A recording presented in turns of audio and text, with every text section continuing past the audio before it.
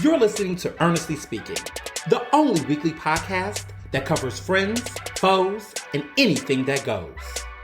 And now, for your badass host, Ernest Owens. And we're back with a special edition episode of Ernestly Speaking with your host, Ernest Owens, myself. Well, this week has been quite unprecedented on so many different levels. And I thought, hey, we're just going to do the season 8 finale, that's going to drop next Monday at midnight. And, I'm going to go on my 4th of Jamarcus vacation, take a week. I always do my little, middle of the year, break. And then we would have done the season 9 premiere of Ernestly Speaking. Yes, season 9, right? And that would have just been what it was going to be. But I realized that something very unprecedented happened. And it deserves its own special edition episode because, quite frankly, the city, the country, the East Coast, the world is shaking. And, if you all paid attention to my previous episode, my most recent episode besides this, right? The, episode 24 of season 8, I said this could happen. And what I'm talking about, as you all know, is what happened in the New York City Democratic primary. Epic is an understatement. And I'm happy. I'm actually happy. I am happy. And I want to say this to all of the Philly progressives who has so much shit to say when, Helen Gim lost in 2023 and it was... That ain't how you do it. What NYC did, what New York City did, this is what I want to see, okay? And what I mean by that is how you do it. There is a reason why that happened. And what I'm worried about is that Philadelphians and other cities, but I will specifically talk about Philly because this is a Philly Forward podcast that is also, of course, we talk about national issues, but there is something special, but also very thoughtful and meaningful about how that went down, okay?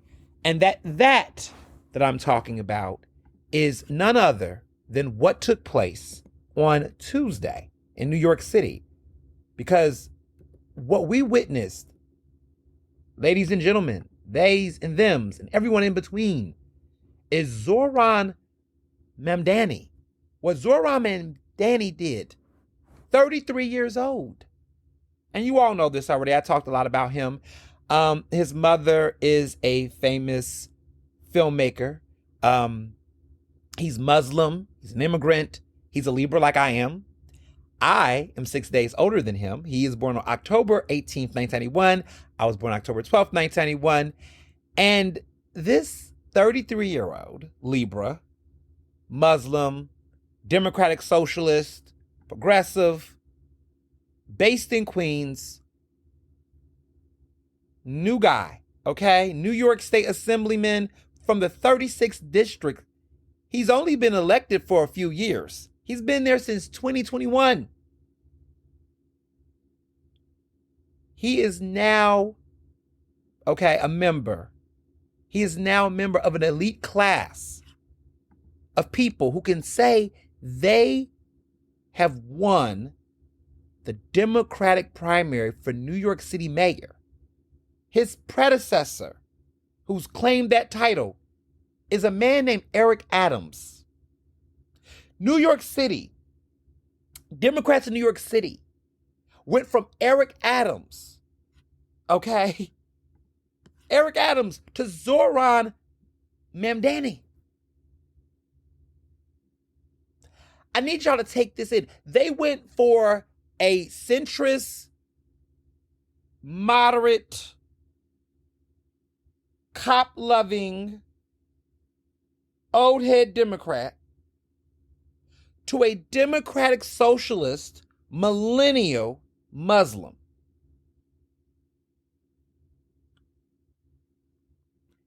We are at the era where anything can happen.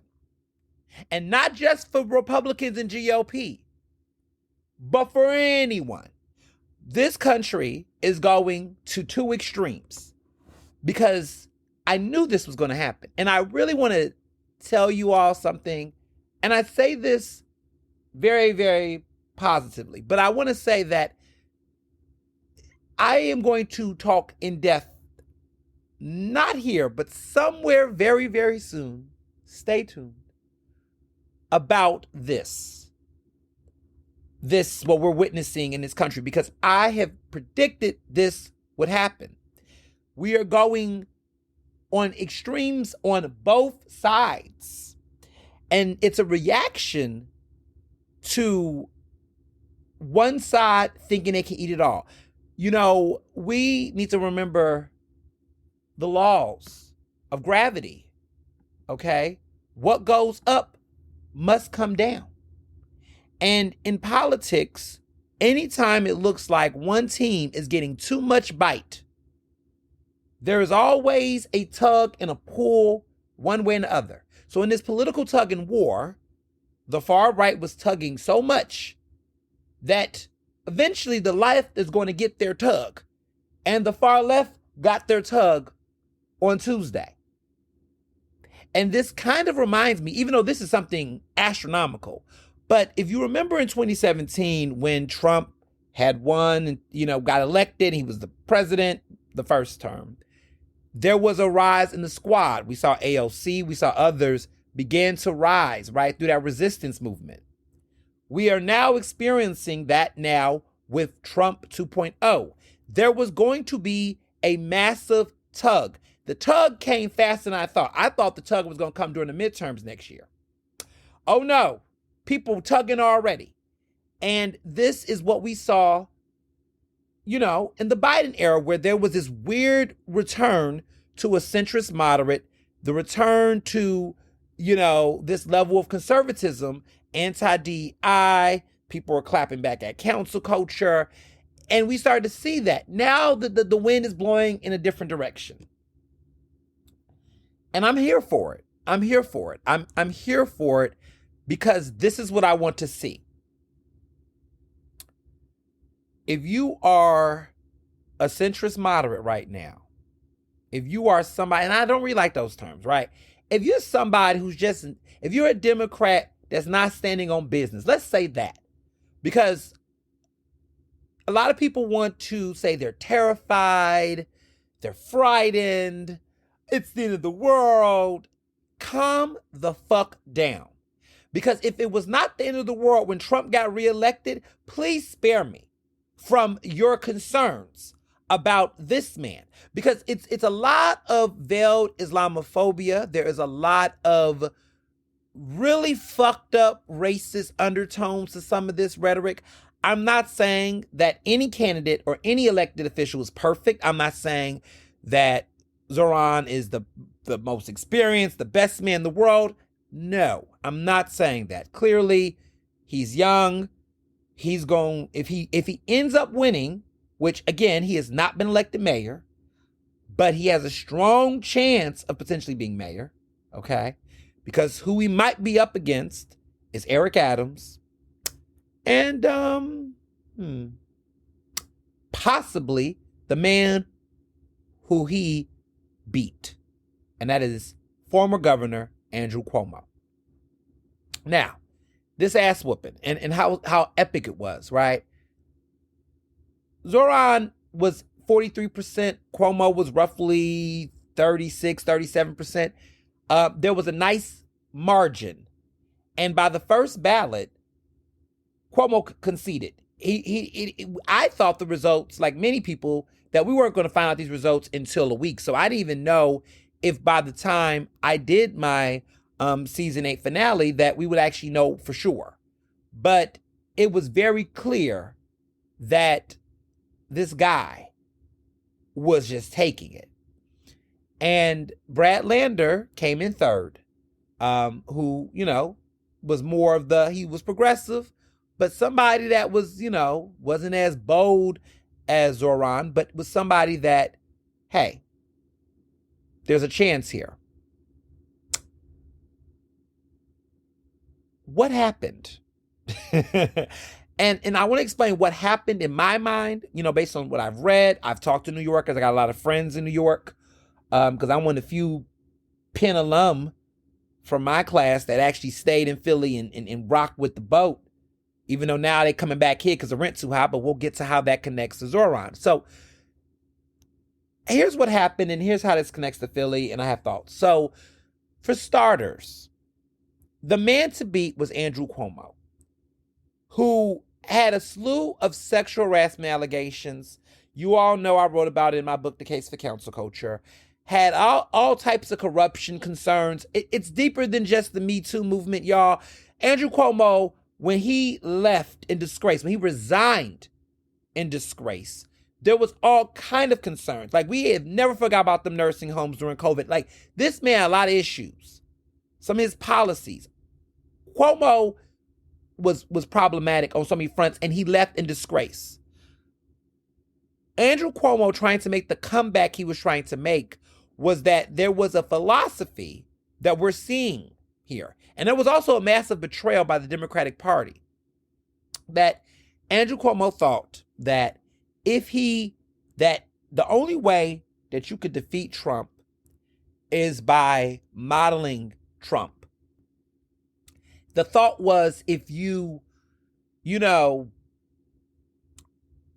acted like him, if you came with that type of bullyish sentiment, that would be the golden ticket back to Democratic power. And a lot of people have mirrored that kind of behavior. Either they want to be Obama mimics, right? They want to act like Obama. They want to sound like Obama, right? So they either want to be a carbon copy of the Obama-esque type of politician, or they want to mimic the bullyish ways of Trump as a Democrat to appeal to what they feel like is that middle America crowd. Deep down in my heart, I think that the Democratic Party has moved past both of those types of models. And that pains me to say about one of them, right? Like, I think the Obama-esque candidate, I don't necessarily know if that's what voters want. And we got to really be real about Obama in this era, right? Obama in his era worked, clearly. The man got 2 terms, right? Respectfully. I voted for him. I couldn't vote for him the first term. I was 17 in 2018. Can you believe? 2008. 2008, I was 17. Okay? I could not vote.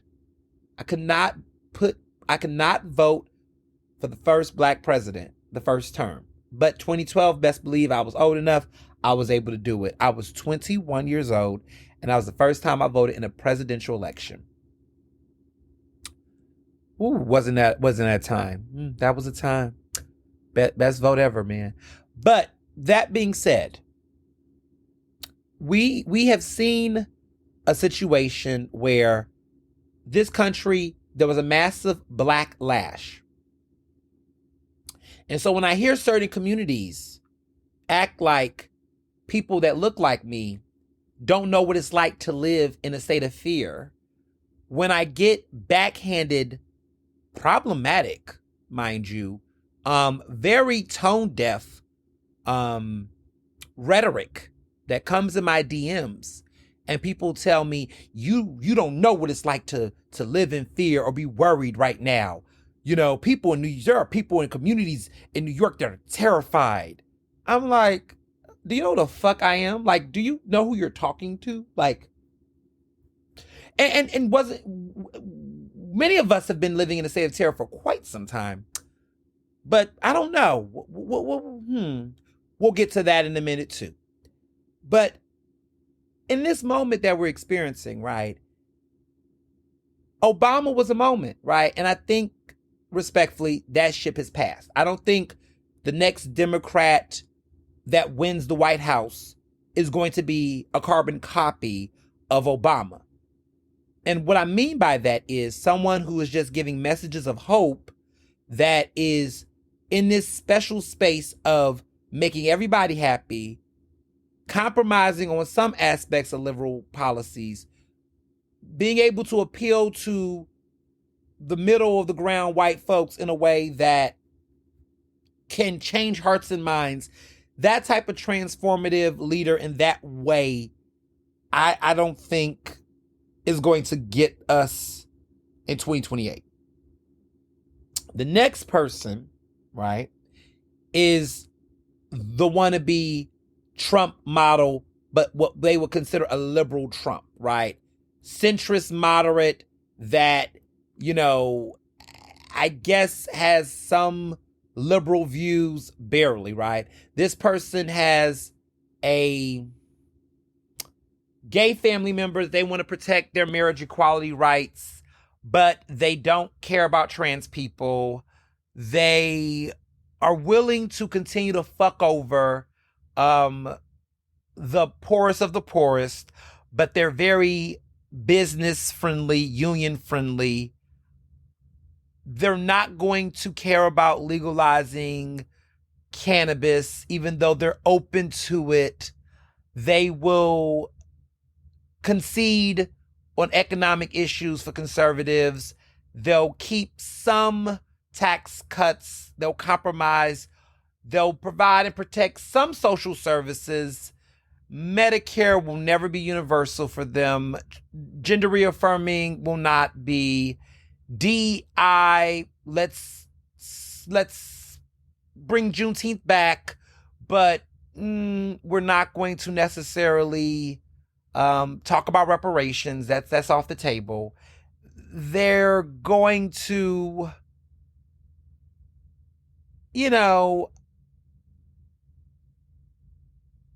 acknowledge that issues in the Middle East have gotten out of control, but they're never going to speak out against Bibi Netanyahu.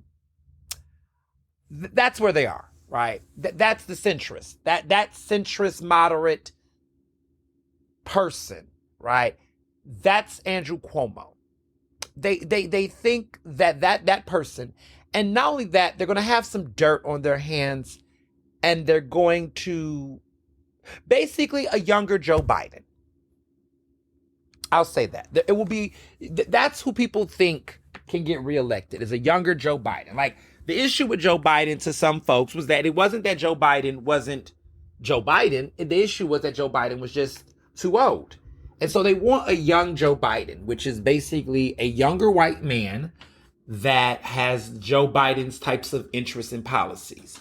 They don't want a black woman, okay, that could mirror Joe Biden's policies, because that's why Kamala Harris lost, right? Because to be clear, it's interesting that people tried to frame Kamala Harris like she was as Republicans in the GOP tried to frame Kamala Harris as this radical, centrist. And that was based off identity politics because she was a black woman. So naturally, this country is racist. That is a racist country. That a black woman, regardless of her actual politics, she will be too radical. So they're not going to go for that. They need a white man that has moderate centrist views, aka they think Josh Shapiro, right? But I would even argue that this country is clearly may not even go up for Josh Shapiro because he's Jewish, because this country is, has anti-Semitism. And so there is that too, right? And so for some people that benefit off of their white privilege, if they're Jewish, they won't benefit off of that in this country, because this country does not see us in our totality as people. This is a racist country. And so I tell folks, intersectionality, which is a word that people want to hide, but let's bring it back, matters.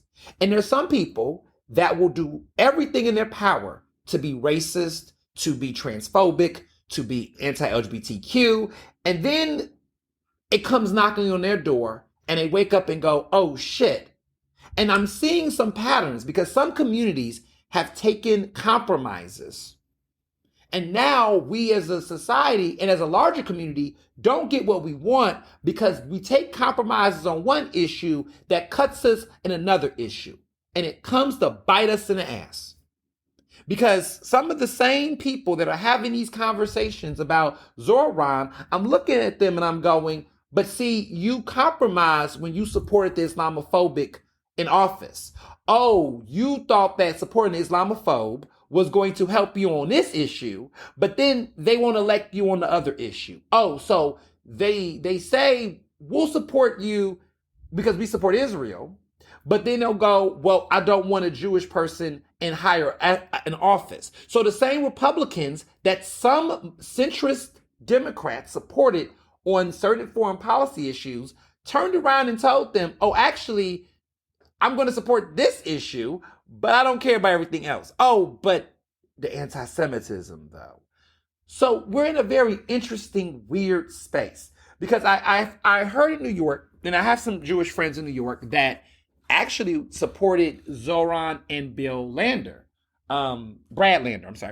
Brad Lander is Jewish. And he's a Jewish progressive candidate. And honestly, in my opinion, I felt like he would have been a great middle candidate to support. You know, he had more experience than Zohran politically. He seemed to be, on most issues, I found him to be reasonable. But unfortunately, there were some people in his own community that supported Cuomo and basically were like, they didn't believe that he would have a chance of winning because of the fact that he was aligning himself with Zohran. And I go, huh? Well, for starters, you could vote for him, but you won't even vote for people in your own community because you don't think they got a chance. Or was it his politics? Oh, it's called nuance. Got it. Because there were other candidates in that race that were black, some that I, like as individual people, but definitely did not take stronger stances, were too in the middle, and also just really was not speaking to the moment of what's going on in New York. I will say that here is why Zohran won. It's the economy, stupid. New York is in a shithole right now, economically. The rent is too damn high in New York City. Everybody is feeling it. This man won, parts of New York that had people with ridiculous amounts of money. Zohran won in areas that were not just, middle of the road, middle class. He won in areas that were super rich because everybody is like the rent is too high. New York is high as hell. Why do you think everybody's leaving and coming to Philly? Because New York life is nothing like it is. Listen, I go to New York to go see Broadway shows, and that's about it. I go to some nice fancy restaurants. I go to La Bourdin. I'll go see Audra McDonald and stand for her.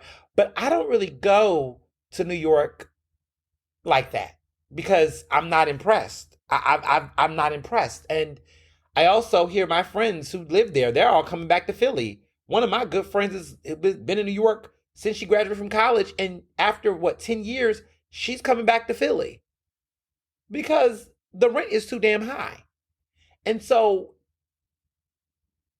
Zohran's campaign spoke very articulately and very clearly about that and was passionate about the cost of living, the affordability on so many fronts.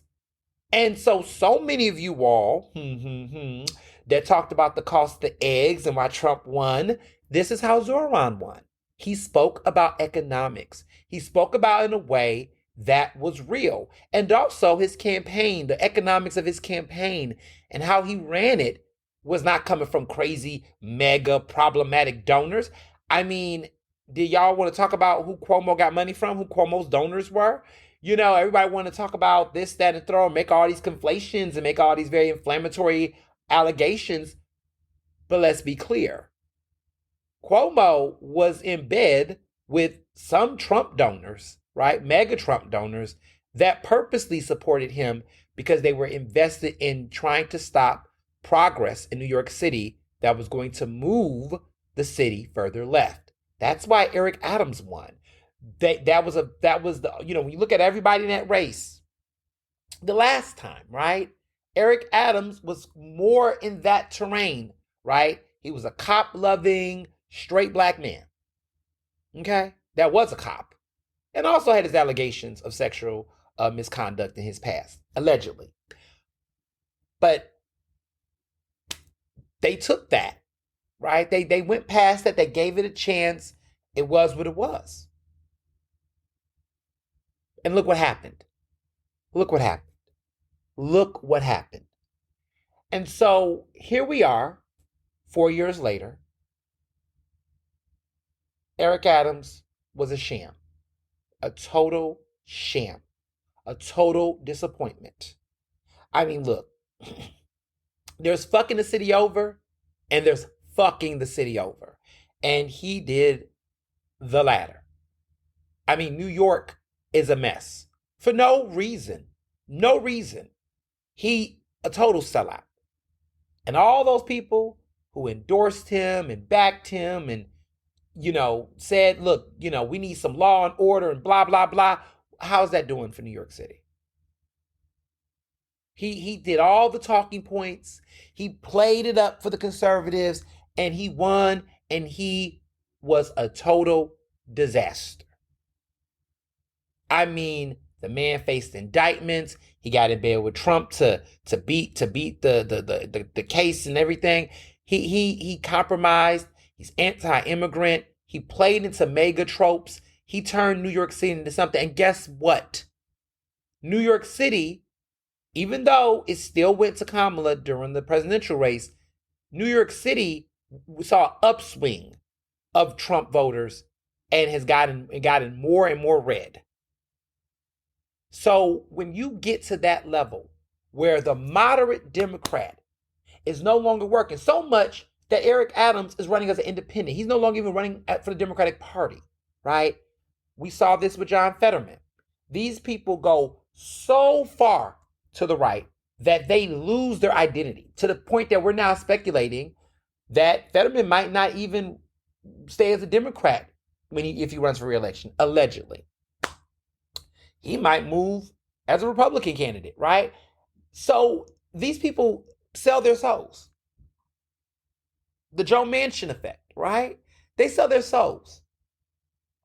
And so to see Andrew Cuomo be the establishment's answer, to see people flip and show their true colors, I'm glad that he ran for the sake that we can see just how fucked up and morally bankrupt the Democratic Party is.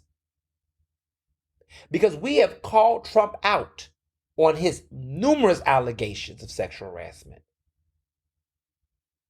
People who have called for Andrew Cuomo to resign in the Democratic Party turned around and endorsed him. And I got to call something out. That pastor, Kevin Johnson, who I overall think is a decent man, for him to leave Philly and be the pastor of that church in New York City, and one of the first major endorsement he'd do at that pulpit is endorse Andrew Cuomo, it was heartbreaking. Because first of all, you could have stayed out of it. You just got there. You just got there. You just got there. Why would you come back in the middle of all that chaos going on in New York City and endorse that man and be a minister? That man, the level of allegations, the level of I just don't understand. I do understand. And I'm going to tell you why people like him probably did it. But I'm going to explain that we as a society has compromised our honest beliefs, and we have given up on the power of the people. And this election should be a wake-up call to everybody involved, whether you were happy with the results or not. The ways that this has been going is not working. No matter how you interpret that. Okay, I'm saying this right here is a wake-up call. This is a reckoning for the Democratic Party to look inward in the mirror. And this goes for everybody involved. Progressives, I don't give a fuck. Like, this is a moment. What happened in New York City has so many implications beyond just simply progressives are up. No. That is true. And I am happy for that. But there's something else here.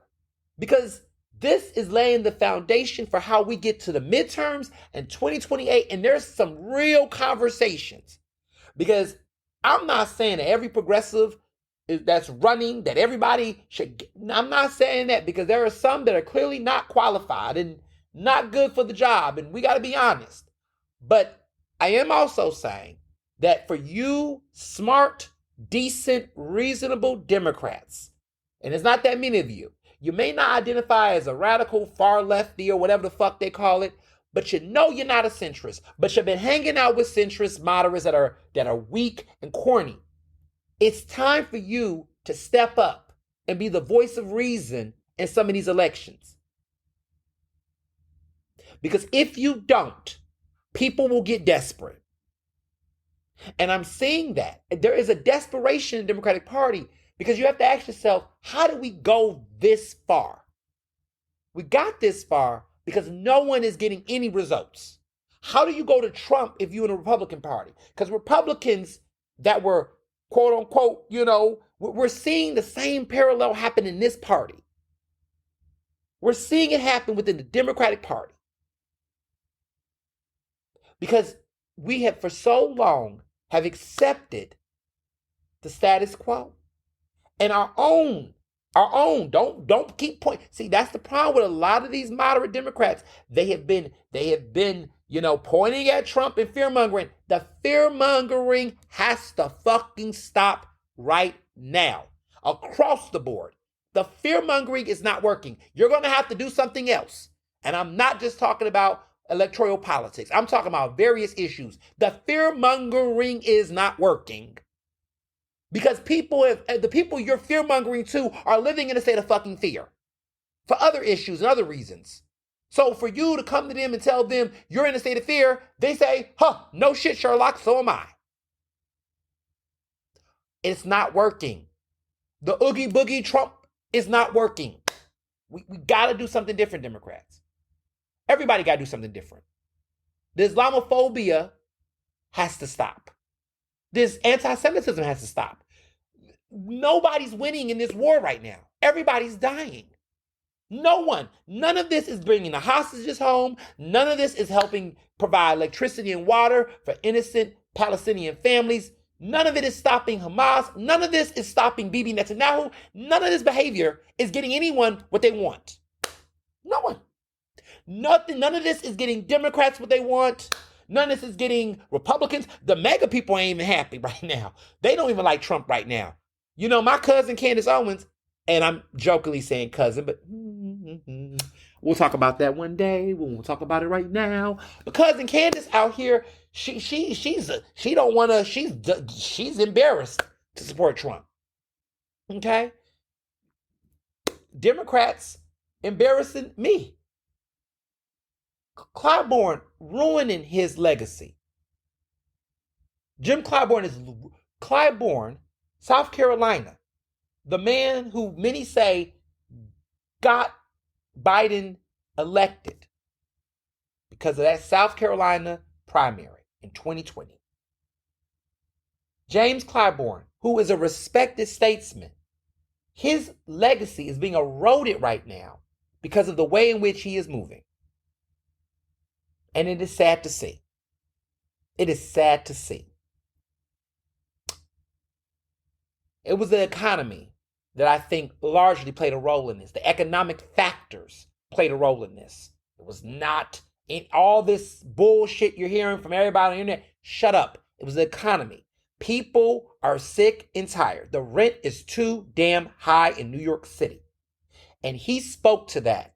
When I talk to different people, different pockets of folks, and we'll talk about those demographics of voters, because I know some of y'all going to say, well, it wasn't that. We'll get to that.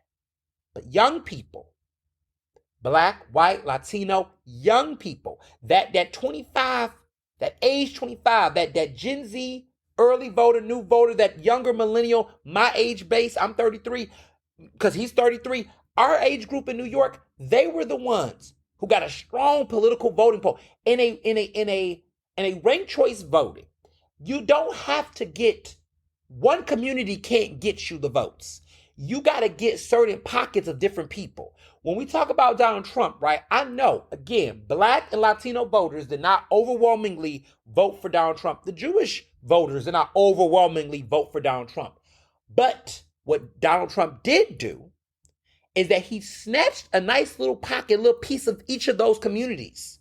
And that was how he was able to stop Kamala from flipping those states, those battleground states. See, Trump's strategy was that he didn't really win collectively by a big number. But what he did is that he made inroads with certain communities in these battleground states, and enough of them was able to tip over the scale to give him what he wanted. But let's be very clear, white people were the reason why Donald Trump won. Okay? White people. Whether it was white women and white men, whether they were white or straight, white or Jew, whatever you want to call it, that demographic and all their intersections, right? Because you can be white and be Latino. White Latinos, they exist. They do exist. There are Latinos who they are like, look, I'm white. They say I'm not. I won't say what they say, but they'll say I'm Dominican, not black. They'll say I'm Dominican, but not this. I speak Spanish, but that doesn't mean that. There are a lot of different types of ways that ethnicity and nationality, because a lot of people conflate that. They'll think a person's nationality means their ethnicity. That's not the case here. Race, ethnicity, and nationality are three different things. We sometimes conflate them, but they're not always the same. And that is what I think we mess up when we don't really poll these numbers. If you look at the way in which Latino vote showed up in Florida, Miami, he won Miami. Trump won Miami-Dade County. We got to look and understand the nuances of those votes. We got to look at the nuances. The nuances of those votes explains a lot to us. And I think we ignore that. But that's how Trump he won. Zohran in New York City, he knew, right? He didn't get the overwhelming older, more, middle class black and Latino voters. He did not. Cuomo did. But they're not enough. They're not enough in a ranked choice voting situation. They're not enough. They're not enough. Zohran got white voters. He got a nice share of white voters. Cuomo got a large swath of the Jewish vote. He got a large swath of the Latino and black vote, but more on the older end, which they do show up to the polls more. But he got them. But as you can see, that was not enough. So Zohran made inroads with Latinos that were younger, black people that were younger. The South Asian vote, he got that. The Asian vote, he got that. And he got a lot of younger voters across, younger Jewish voters, younger white voters, younger Christian voters. He got a lot of that vote. And that voting block is strong. And when you think about the economy, these are people who are the most fucked over by these policies, by the current NYC administration. It's not necessarily working class, because some of those people were not working class, but they were college educated. And I think sometimes when we talk about economic frustration, we write off college students. But let me get y'all to fuck together on that. The worst voter you want to fuck over is somebody who was told that getting a college education was going to put them in an opportunity. They were going to set them up for economic opportunity. An educated voter, a college educated voter that is young, that is informed, that has the ability to know how to vote and vote. If you got them in a situation where they don't see an economic opportunity for themselves, they will vote for whoever is going to tell them that. That is why we saw a lot of interesting inroad with college educated white men that initially some of those people years ago when Obama was president, they voted for Obama because Obama spoke in an way that gave them a future. They saw a future in Obama, right? But what's interesting is that in this election, you saw college educated white men and others skew a little bit more towards Trump. Even younger people skewing to Trump because we think age is politics and age is shifted, but it's also how you speak to economics, and young people are feeling it. We keep underestimating young vote. Okay? If like my brother would never vote for Trump, okay? But if my brother, who is 22, was in New York City, we talked. I said, who would you vote for? He said, Zohran. He didn't even flinch. I said, why? He said the rent over there high. And he just graduated from college. And he's looking for an apartment. He got a big brother like me. He's gonna be good, right? I try to have restraint. I try to let him. But he's looking for places to live in Philly. And this shit is ridiculous, to be honest. It's ridiculous. Listen, fun fact, okay? 10 years ago, was it 10 years ago? No, 11 years ago. 11 years ago in West Philadelphia, I still live in West Philadelphia, University City. When I graduated from Penn, I found a studio apartment in West Philadelphia that was not too far from the L train on near 52nd, but not on 52nd. It was up a little, I was at 50th.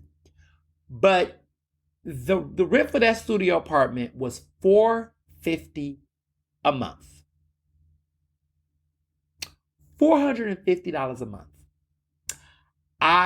Just because for the sake of research for this podcast, I did something very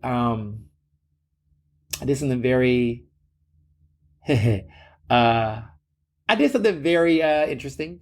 I went back, because I still live in West, but I went back to my old place. And I wanted to see who lived there. And I didn't go knock on their door, but I went over and I hit somebody up and saw them coming down. I just was out in the area, just walking by my block. And I saw somebody come downstairs and I said, hey, do you live in that building? He's like, yeah, I do. I said, do you live on that second floor? And he's like, I do actually. And then I told them the address or whatever. And they said, yeah, I live there. I said, oh my God. And so what's funny is they live there. It's just them and a dog. And they have to be, they're like 30. And I asked them, how much does that place cost? I'm just curious. And they were like, oh, it's $1,100. I said, what? They said with electricity and everything, $1,100, but they pay, I think it's like $850 base, like $850, but with the electricity and everything else connected to it, it is about $1,100.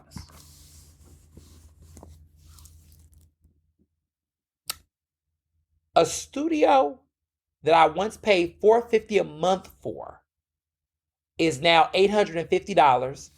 And if you include the rent and everything else, it is around $1,100 to live in a studio in that same place. So trying to find a 1-bedroom apartment for my brother, I'm in a different headspace. And let me be very clear. I don't even want to talk about New York costs, because I know people that in New York are like, shit, what you complaining about? That's expensive to you? But in Philly, that's expensive. To be spending that much money for a studio in West Philly is ridiculous.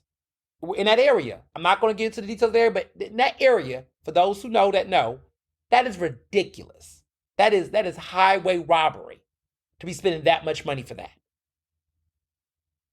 I mean, when I got it for $450, people told me, shit, back in the day, that would have been a little dime.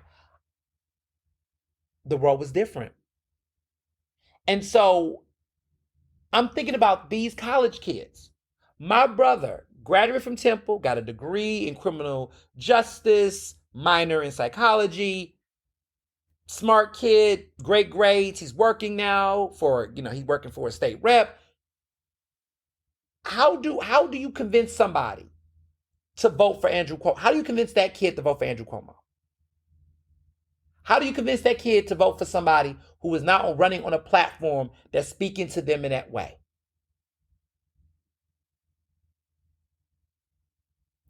That's it. That's how he won.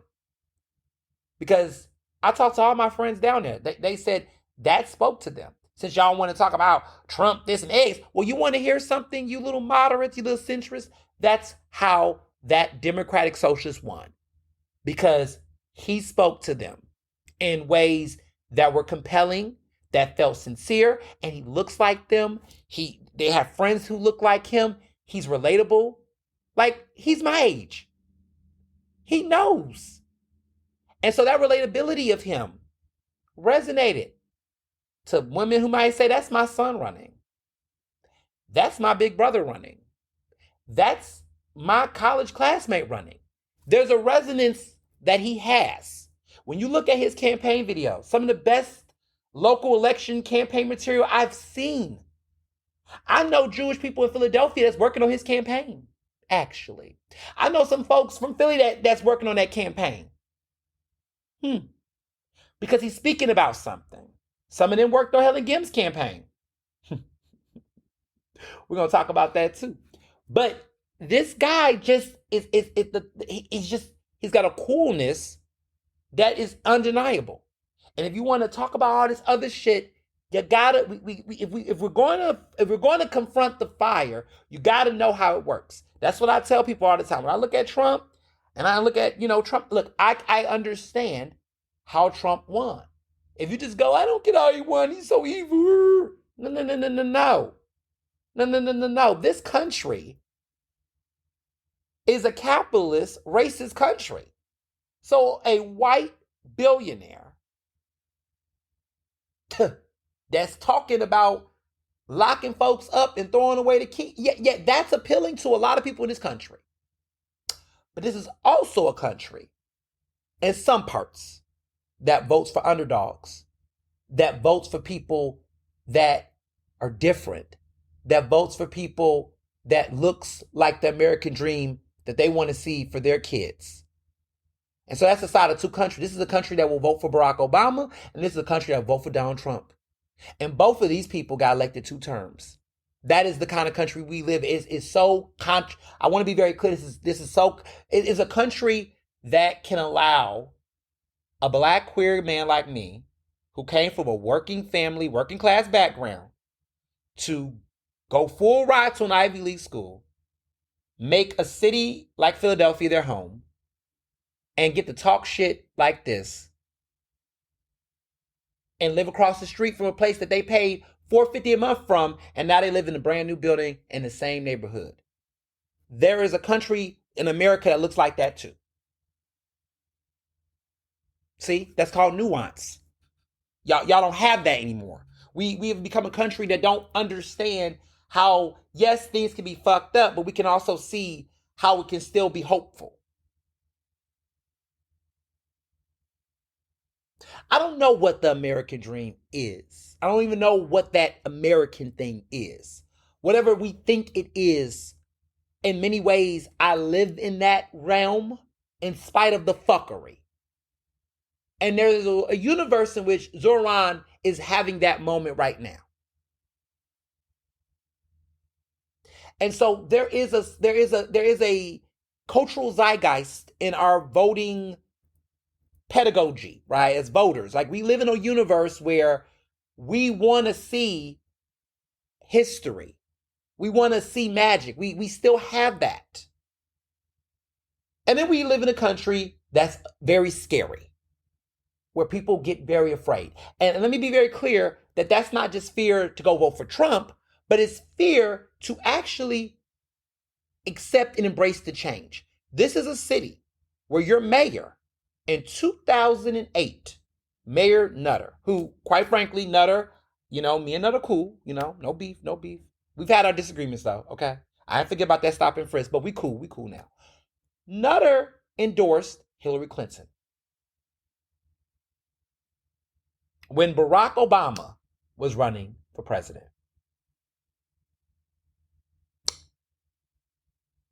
Now in 2012, he no question about what Nutter was.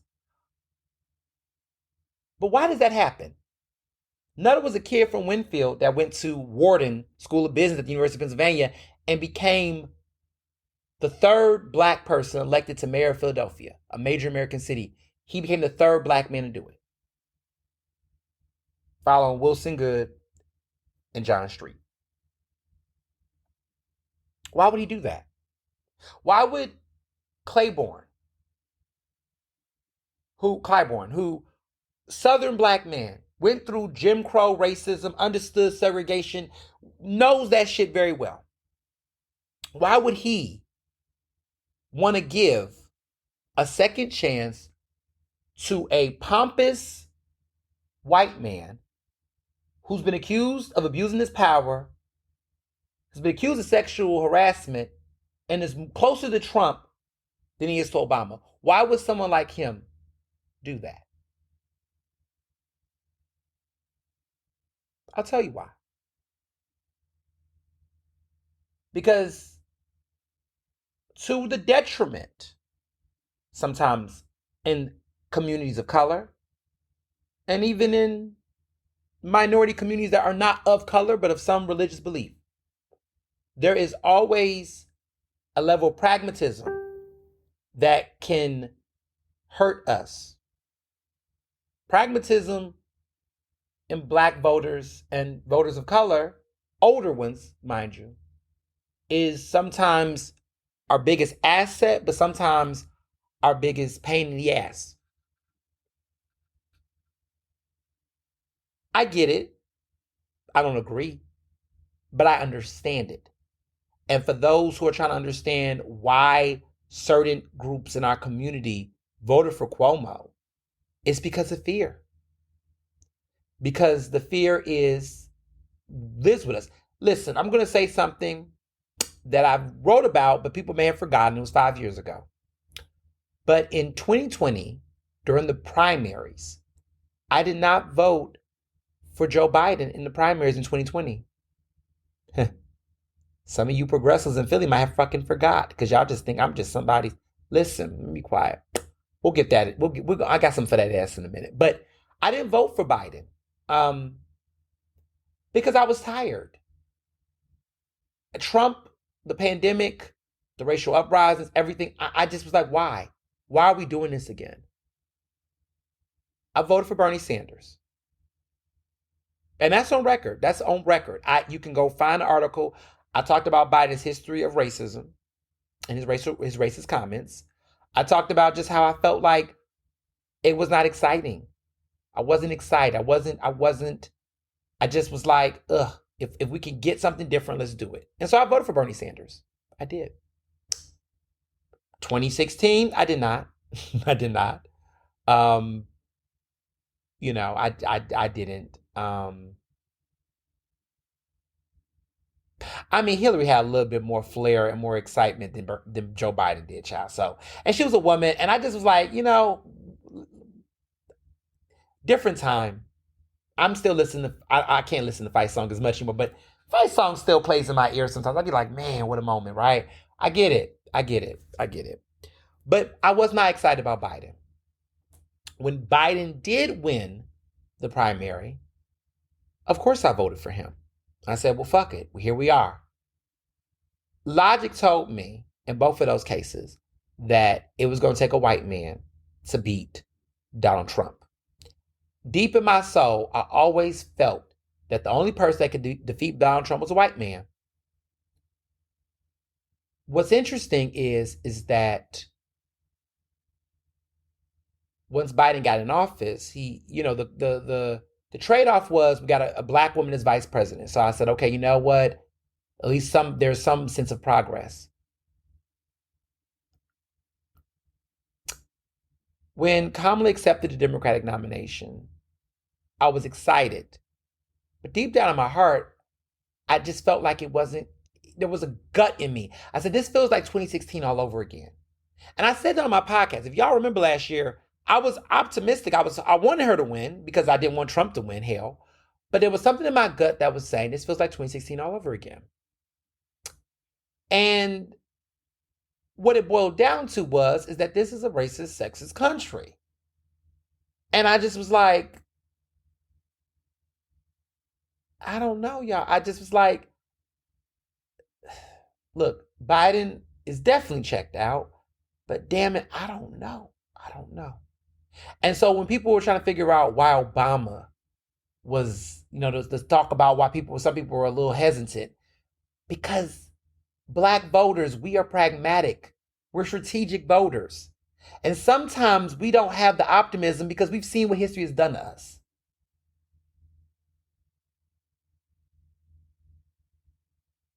I will be honest and say that local elections, I'm a lot more radical in my voting decisions if I believe in the candidate. I am. I ain't gonna hold you. I am. But national races, it's just a little different. It's a little different. It's a little different. So I hold grace. Disappointed in some of these folks because, to be honest, if they were not in New York City, they should have not made endorsements. Clyburn should have not made an endorsement. You don't live in New York City. Why put your reputation on the table like that for that man? What, there was some money? I don't know. Kevin Johnson, Pastor Kevin Johnson, you just had got to New York. Why did you do that, right? All those black clergymen that got behind him. And I want to say this. The black clergy is not a monolith of the black community. Let me just say that one more time. If you're an elected official, go and meet the black clergy, but please understand that getting the support of black clergy in 2025 do not hold the same weight it did in 2004, okay? It just don't hit the same. I just want to say that. Less and less black people are going to church. It's a fact. I mean, church still plays a role in our faith, but it don't hit the same anymore. There's been too much shit going on. Too many sellouts. I was just seeing a video of a black pastor, talking about supporting Trump has made him richer. The grift is real. And just like the Democratic establishment, many black folks in certain communities, they're looking at these ministers, these pastors, and these folks, and they're going, you making all this money, but where are we at? And that's how some of us are looking at the Democratic Party. We see these Democrats get big billionaires and big old people funding their campaigns, and you can't even talk about universal health care. Oh, that's right, because those big billionaire pharmaceutical companies and people that are paying you all this money to run these elections, you're making compromises to your policies. To be clear, Zohran's platform was not this extreme radical platform. It was pretty much liberal ideals that many Democrats agree with. It wasn't that radical. Some stuff, okay, whatever. But I think we've gotten this Democratic Party's gotten so neoconservative that now basic things that we should have moved on by now. We took a long pause. So I just want to be clear that pragmatism for voters, for specific voters, is based on what we believe to be deliverables by the Democratic Party. I understand older black voters. I don't listen. The reason some of y'all are going to say, okay, why Andrew Cuomo compared to a Brad Lander or Michael Blake, my frat brother, why not those other candidates? Because they didn't think those people could win. And let's keep it 100. The man to beat was Andrew Cuomo. So if we was to believe it was between Zohran and Cuomo, then they went with a pragmatic voter votes in a way that they believe is a realistic thing. Like I always tell people, I'm a pragmatic progressive. So if I could vote, I would have voted for Brad Lander, number one, and Zohran would have probably been number 2 and number 3. Which clearly that would have still helped him win, but that's how I would have voted. I think I would have voted for Brad first, and I would have did Zohran second. That's how I would have probably did it. Because it's not that I don't like Zohran. I'm happy. Look, Zohran won. Look, he's going to need a good team behind him, right? But I would have just been like, yeah, Zohran a little too young. Now, my brother would have probably did Zohran number 1, Brad Lander number 2. And I get it. But he ain't paid taxes yet. He paid him some look at me. They're gonna say, look at you, Ernest, a capitalist. Fuck that. I'm just saying, come on, he's young. He's my age. I mean, he's not. Y'all, look, I would have liked a little bit more experience. That's all. I like this platform. I just, But I say all this to say, why isn't many older candidates taking that platform? Why does it have to be a Zohran. That's why I like Brad Lander. Brad Lander's platform wasn't that bad either. It wasn't that far from Zohran's, to be honest. I just, even with how I voted in the other election, like for me, as a pragmatic progressive, because I'm black and queer. Listen, I'm going to be a little pragmatic to some extent. Sometimes I can see, like I'll give you an example. One thing that I'm open for now at this point is that anything that Nick and Kendra run for Working Families Party, I'm going to vote for them. I'm dead ass. I like them. I believe in them. I think they bring good balance to that city council. I support and stand for their stance on not supporting that budget. It was bold, but I respect that. And I can respect people that stay on message and stay in position, unlike some of these people in city council. I can rant all day about them, but I'm going to keep it cute. But I respect Nick and Kendra for who they are and their platforms. And I will vote for them if they continue to run for re-election. I will vote for them because I can appreciate that. And I already know if they run for re-election in 2027, I already know 2 Democrats that I will not be voting for in city council that I will be replacing my votes for if they run for re-election and whatever. I will, when it's time for 5, I know the 2 Democrats I will not be voting for re-election. I ain't gonna tell y'all who they are, but I'm not voting for them, and I will definitely be voting for those 2 in lieu of them. I will say that. That I can confirm. I know the 2 I will not be voting for re-election in 2027, I mean. One of them might surprise you or not, because if you listen to my podcast, I've been talking about him. But what I will say, let me stay on topic. Kendra has the experience that if a Kendra would have ran on Zohran's platform for mayor, I would have voted for it. So let me be very clear. It's not the platform that made me not vote for Zohran at number 1. It was him. I just felt like I wanted someone a little bit more experience, But he won. And it is what it is. And you know what? Good. Because sometimes these are the type of moments that have to wake people up. To the Democrats who did not like that he won.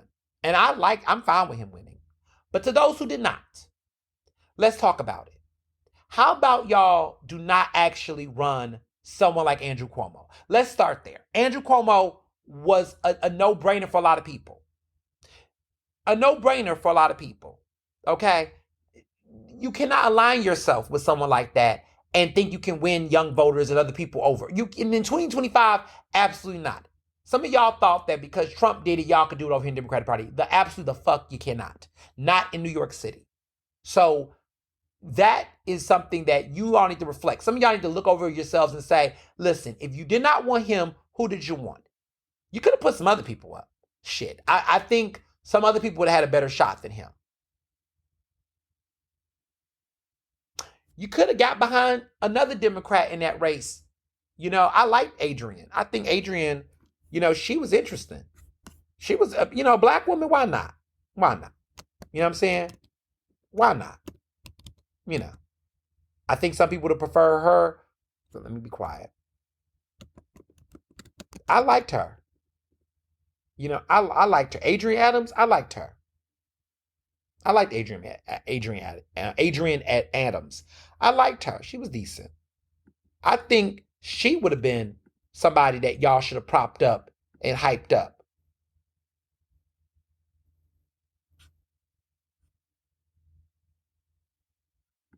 Because this is something that is very, it's just very telling, I would have been down with her. If people would have got behind her. But see, you don't want to do that. You don't want to do another black candidate because unfortunately, the problem is that the Eric Adams that made it bad for every other black candidate. I knew New York was not electing another black candidate after Eric Adams because unfortunately, y'all made the same mistake with Rudolph Giuliani when it came to the first black mayor of New York, right? And he wasn't a New York native, actually. But I hate what happened to him. Um, I hate what happened to him. And it's very, Mayor David Dinkins was the first black mayor of New York City. And if you remember what happened to him, he did not make a second term. I don't think Eric Adams is getting a second term. And when that happened, there was no more black mayors because everybody judged him, and he wasn't even that bad. I just think that the racism was just too heavy in New York in the 90s. Rudolph Giuliani came up and wanted it and was pressed, and he took it off of a lot of bigotry. It was a disgusting race. Eric Adams was no David Dinkins. He played up the centrist, extreme centrist, Demo-Republican energy, or Democrat, Demo-Repub, energy that made white voters go, he's safe. Definitely the pragmatic black voters went for him because they was just like, he's tough enough that they saw in him that he could get white voters, right? And so he had an appeal that did that. I think the same about Sherrill Park. I don't think that Philadelphia would have ever elected their first black woman mayor if it was not a Sherrill Parker type of black woman. And what I mean by that, and there's no disrespect to that, I mean that this is somebody that was going to be very pro-cop. This is somebody that was going to be very, very moderate, very centrist. They was never going to vote for a Kendra Brooks the first round. They weren't. Because that's just not, white voters stand in the way of that. And we got to be real about it. Like, let's be real. If and I say this with all due respect, if Zohran was black, he wasn't going to win. But Zohran being Muslim is quite the feat, but colorism do play a role in this. If Larry Krasner was black, he would not have won in Philadelphia.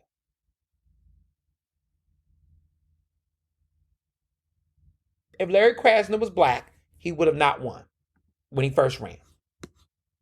So we cannot ignore, to all the progressives, y'all know we got a race problem in the progressive movement, right? Y'all know racism and colorism exist, right? Let's be real. Because I know black candidates that run on similar platforms, and they ain't getting that kind of money. Let's keep it 100. Especially black men. But let's just keep it 100. They're not getting that money. Okay? We seen some races across the city. I see it. But we're going to focus on the Democrats, the moderate Democrats, before I get into Zohran. So, if y'all want an alternative, don't run people like that. That was just a bad candidate. Your main leading candidate was a piece of shit. So you're like, how did Zohran win? You ran him against literally the most disgusting, deplorable See, you know what's crazy? When Trump said corrupt Democrats, he was thinking of Andrew Cuomo. Why would you run Andrew Cuomo? Why would y'all run the man that literally is what people reference when they say the Democrats are corrupt? They're thinking of Andrew Cuomo. Why would you run him? That is a man who resigned in disgrace. Why would you run him? A joke. So, yeah. And for him to have presidential aspirations, thank God that got shut out the window today. So, happy about that. Now, let's get on Zohran. Let's talk about that. Lessons to be learned for those who want to keep the momentum going. And I say this with full optimism, but let's talk about it, right? Because some of y'all gonna go, well, why Helen Gim? Let's talk about that. Let's talk about what the progressives did right in New York that Philadelphia did not do. Okay? For starters, they had a clean candidate. And when I mean by clean, I mean that he was clean within his base. Now, there's all these allegations and stuff being said about, Zohran, they're calling him anti-Semitic. They're calling him a Jew hater. Respectfully, as somebody who is an ally, and I don't like to use the word ally, but I'm in solidarity. I support the Jewish community. I do think there is an extreme sect, like in every community, right? In the progressive movement, there is an extreme sect in the progressive movement. There are an extreme group in the Black community that hold certain beliefs with their identity that will distract and push away support because of the extreme levels of trauma and paranoia that is sometimes warranted, but creates a level of hostility and fear that's misplaced, misdirected, and in many ways not productive to actual solidarity building. And before I even talk about that, I want to talk about it within progressive spaces, right? In the Black progressive spaces. So you know that throughout my career, I have always supported, as a Black queer person, right, that I've always talked about issues in the Black progressive movement. Before you talk about somebody else's backyard, you got to be clear about yours. So when people want to come to me about shit, listen, if you know me well, somebody earlier called me a contrarian, and I said, no, I'm just an equal opportunity truth speaker. Before you come telling me about issue, before you try to tell me, Ernest, you always talking about white people and this and this and that. Oh, baby, I talk about everybody, okay? People know, Google me. Because you will find that I have been critical across the board about various movement spaces that I am in the community with. And I'm in a bunch of them. I have talked about issues in the LGBTQ community. That was my claim to fame in this city, right? Neighborhood racism. I called out racism in the LGBTQ community. I talked about transphobia and sexism in the LGBTQ community. I talked about the discrimination in my own space and community. And then I came to the Black community, in my other community I share these identities with, and I talked about the issues around the elitism and classism, and also talked about a lot of the colorism. Okay? I talked about colorism at a time when people was not talking about it as much. Now, Black women always been talking about it, but in certain spaces I was in, we weren't talking about it enough in my generation, in my demographic, my age group. I talked about homophobia in my community and made it very clear that, yes, there is homophobia in the Black community, but let me be very clear, it is not prevalent like the way it is. I got that together too. I talked about the lack of the religiosity, the Islamophobia sometimes in our own community, right? I talked about that. And I talked about progressive Black spaces and how progressive Black spaces had grifters in it that would exploit the real issues. I talked about Shaun King. I talked about the issues of Black Lives Matter movement, even though I do believe in the message, but I did have issues with the leadership. And I broke stories that brought it out. It's so funny. There was somebody one time that came to me, some white liberal, and came to me and was like, you always talk about this, but what about the issues with Black Lives Matter? And they was so quick. They said, did you read this article about D. Ray McKesson? And I said, motherfucker, did you see who wrote the article? This guy said, oh shit, I'm sorry. But what that told me, which I'm going to get back to them in a minute, is that people are so quick to look at somebody's identity and profile them and not do the research. You got the wrong one. You got the wrong one. I'm not that one. That one is not me, and it is not I. You got the wrong one. I'm different. I'm different. I'm different. And I know I'm doing my job right because not one of these communities per se goes up for me and kiss my ass. Oh, there's a lot of people in the gay community who don't fucking like me. There's a lot of people in the Black community who don't fucking like me. There's a lot of people in the progressive community that don't fucking like me. There's a lot of people in the moderate community that don't fucking like me. That means I'm doing my job. Because you know why? Because I'm not going to, first of all, I'm a Black queer millennial. None of these individual communities are doing right by me in all of my intersections. So I don't owe anybody my utmost loyalty and complete blind allegiance. I have critiques. I disagree with things. And why can't I do that? And I think that that's what annoys me. That's the double standard. Because white people, Black folks, queer folks, Jewish people, progressives, you all will give white people a pass every day. Christians, Republicans, conservatives, you all can sit up and you all can coexist with them and be proud of it. But you can't even have these conversations with people in your own fucking community. You can't even have these conversations with people that's actually trying to get to the same cause. And I'm going to have to say this, since I got your undivided attention. Something really upset me when I went to Harrisburg this week, because I got to name it. It's on my heart and I got to name it. So I showed up to the Pride celebration. I was not invited. Yes, your fave crashed it. I was not invited. The governor, they didn't want me there. Okay, they didn't want me at the Pride celebration.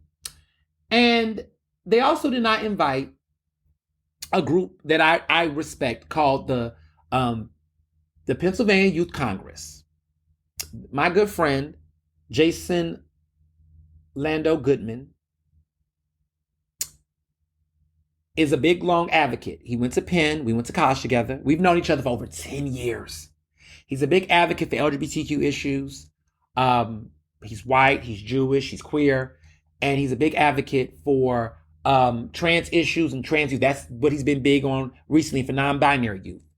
He was not invited intentionally to show up to the governor's event. I went to the Pennsylvania Youth Congress. I didn't even know he wasn't invited. And he had the stickers.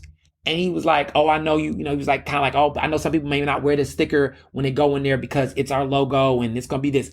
I said, first of all, I wasn't even invited. I got in. I was invited. Let me just say this. Shout out to Austin Davis, a real lieutenant governor. I'm just going to say that. I'm just going to leave it at that. Shout out to Austin Davis, a real lieutenant governor. But I was not on the list. I was a plus one of some people, and I found my way in. I got there, and I wore the sticker. And I noticed that when there was speakers that went up and spoke about trans youth, I noticed that the clapping from the governor did not happen. Because I think there is some clashing with his commission over protecting trans and non-binary youth.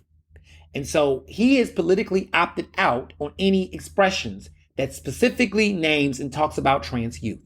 When I listened to his speech, it was very curated, very edited in a way that he did not speak on that issue, even though that is the biggest issue right now happening in the LGBTQ community in Pennsylvania.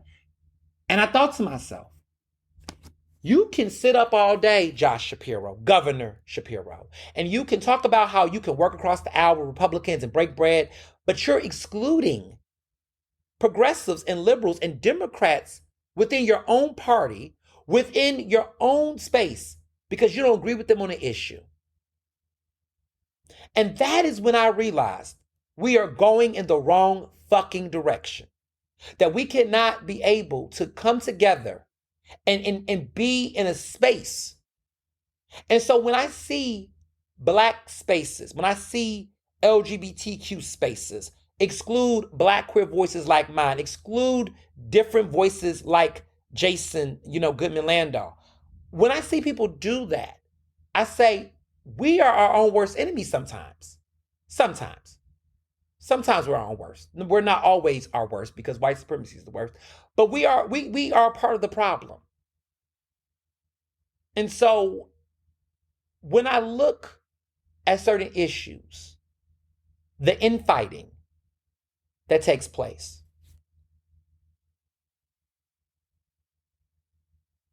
it's unacceptable. So what does this have to do with everything else I'm talking about? What Zohran did, and I think was powerful, is that unlike what happened in Philadelphia, Zohran unified with other progressive coalitions. Brad Lander had his people. Michael Blake had his coalition. He's not as progressive, but he's my frat brother's. He's decent. I would say he's like a pragmatic progressive. He's like a Rebecca Reinhardt, right? So he had all these coalitions, and they decided to cross-endorse each other. Now, I know we don't have ranked voting in Philadelphia, so I get that. But there was a harmony. There was a coexistence. Like, you can coexist with people. If you supported Zohran, okay. You was not the worst person in the world. If you supported Brad Lander, okay. But they were in harmony. They unified. And they said, we can all agree that the person we don't want is Cuomo above everything else. Whoever wins, we just can't have it be Cuomo. They unified to do that. Philadelphia, we're too divided. Progressives, we got white, and I'm going to blame, because I'm going to tell you who it is, because we need to have this family conversation. White progressives, get the fuck together. You are taking up space. You are the problem. Respectfully, there is no reason why you all dogpile on voices like mine. I am not the fucking enemy. I want the same views and values to succeed. But when you act like I am the enemy, but you sit up with people like Johnny Doc, I have a problem with that. When you sit up and you are okay with some of these corny ass moderates, okay? It's funny to me how your faves, like Nick Savall, like Helen Gim, were hanging out with people like Johnny Doc and Bobby Heenan. Well, not Savall, but more so Helen Gim. You all gave them a pass. But because I didn't agree on certain things, oh, Oogie Boogie Man, ooh. You're spending more time. And then you know what you don't realize is that other black folks that are maybe not as on the extreme progressive, but could be moved, they see how you talk about people like me. They see how you do people like me. And they go, see, that's why I don't deal with them. And so what has happened is people have correlated and conflated progressives in Philadelphia as being white. That's why I always say white progressives, because there are black progressives. Nick and Kendra exist. Stop erasing them. When I hear moderate black progressives, and I had to tell some of them in their face, stop doing it. I had to tell Jordan Harris that. I told Mayor Cheryl Parker, when we had a conversation many years ago, I said, let me explain something to you all. Do not let the word progressive be a substitute for white voters. There are a lot of black folks like myself, like Summer Lee, like others that respect, and we are the ones that are the face. We are the ones that should be the face because these issues impact us disproportionately more than they impact them. But unfortunately, in Philadelphia, white people across the board take up space in the establishment. Look at Bob Brady. Why are you still there? But even in progressive space, they do it. And so what happens is we get so much people talking over us that no one can have a difference of opinion, to the point that Josh Shapiro can't even get Democrats to talk to him, but he will go to Republicans, to the point that Fetterman, the shit with that shit is crazy. But it's like people got to be outsiders. I'm black. I'm queer. I'm progressive. And you don't get to dictate how I show the fuck up. How fucking dare you? But to sit up and try to not understand the nuances of how black voters do, you ruin that. Zohran's campaign and that coalition of Brad Lander, did they get every black voter? No. But you know what they did? They didn't burn bridges with black voters. They didn't burn it. Like black voters that I know, even if they voted Andrew Cuomo number one, you know what's funny? They did not vote for Zohran. Some of them told me, I know some, and I told you this. Some of them said, I voted for Zohran for number 3. They voted for Brad Lander for number 2. Some of them said, I voted Cuomo. I know one guy said Cuomo, one of my frat brothers in New York, he said, I voted for Cuomo number 1, which broke my heart. Michael Blake number 2, because that was our frat brother. And then he voted for Zohran number 3. And I said, how did you go to all them extremes? He said, well, I just didn't want to risk it. I said, but you can vote how you want to. He just was scared to vote. He just felt like he didn't want to risk Cuomo not winning to somebody else. And I was just like, what are you talking about? The logic didn't make sense. But I say this to say, black voters I spoke to weren't against Zohran. And I think a lot of them did vote for Zohran. He may have not been their number 1, but they weren't against him. The problem in Philadelphia was people just did not like Helen Gim. They did not. Black voters just did not like Helen Gim. They did not want her to win at all. Okay? They just was like, absolutely the fuck not. And even black progressives in Philadelphia, low key, did not vote for her. There were some that did, but there were some that I know privately that did not. I'm not going to name them. I'm not going to out them, but I will tell you something. Pay attention to who endorsed and who didn't endorse. Did you notice that? Did you notice that was a certain black progressive that's elected? Couple of them that did not go out and endorse Helen Ginn for mayor. Did you notice that? So the infighting was inside the house. See, everybody wants to blame me because I was the one who dropped the bombshell about her going to the Union League. But let's talk about that too. This is what I mean by clean. Zohran did not have this major thing within progressive spaces. No one was calling him racist. No one said he was racially insensitive. I didn't hear any massive people saying that Zohran was talking over black people. I didn't hear anybody saying that. He what they say, least harm. Least harm. He did not have harm. And maybe it's because he was very young. So he didn't have that much of a record to be problematic.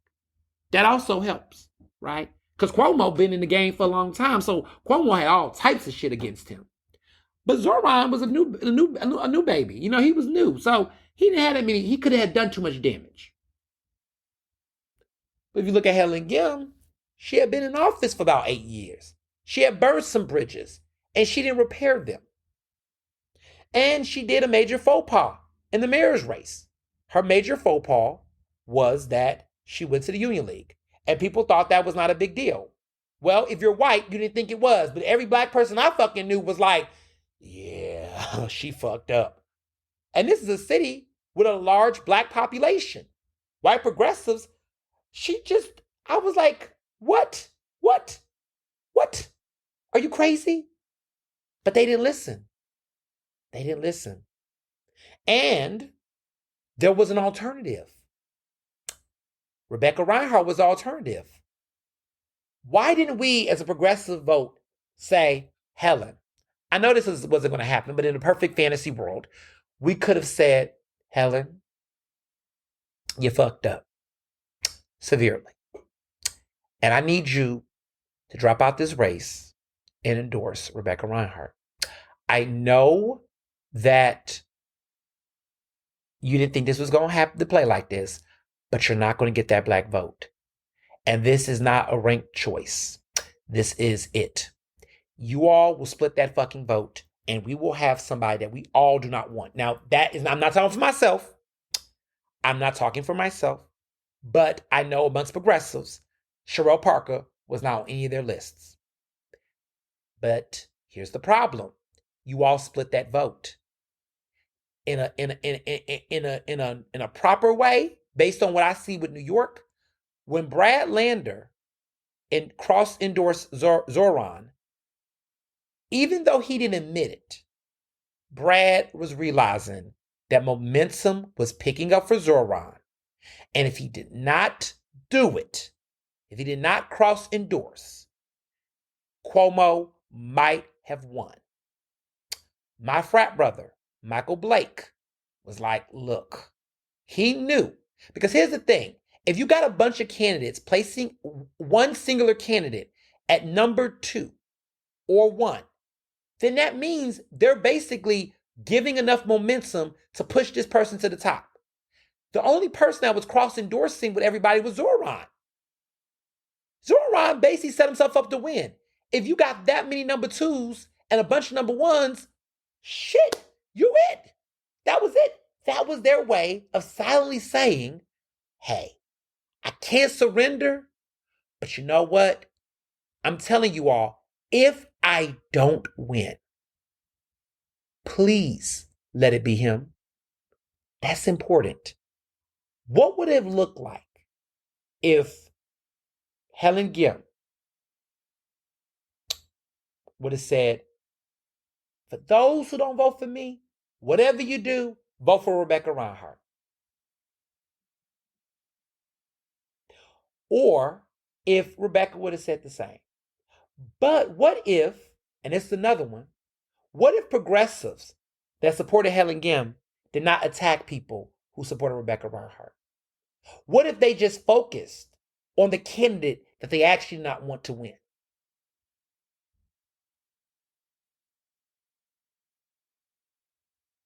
Hmm. Hmm. We would have saw a different reality. I believe that. But to be honest, I don't think Helen Ginn was ever going to win after the Union League.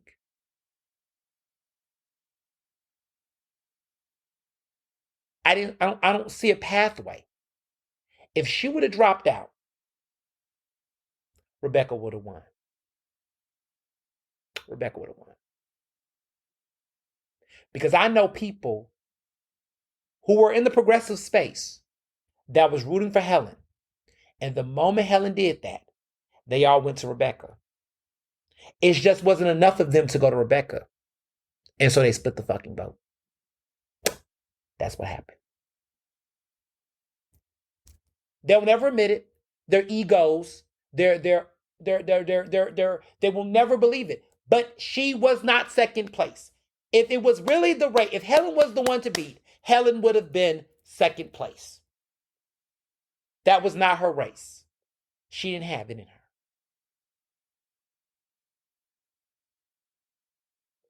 Philly, I want you to listen to me very carefully. To the progressives in Philly. Listen to black people. Even the ones that you don't always agree with. Be respectful. Understand it. Don't be so condescending. Don't be so quick to ignore. Because in this situation, you don't have the cards, progressives. White progressives, you don't have the cards. You cannot do this in Philadelphia without black voters.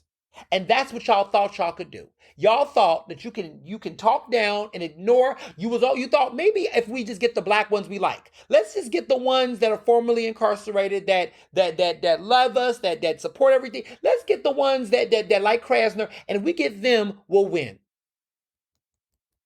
No. You cannot do it without black voters. So some of you all might say, well, how does Krasner win, but Helen Ginn don't win? Because Krasner did not piss off black voters. He did not. Krasner did not piss off that. He has not done a slight to black voters. Some people may try to pick on little things, but he has not done a massive slight to the black community. And that's why he continues to get reelected. Krasner's pull with black voters is something something Helen Ginn can learn. But he's also a white man. And his platform is a platform that a lot of black voters wish that a black candidate could have, but they know cannot in this criminal justice system. So the pragmatism of black voters will support that.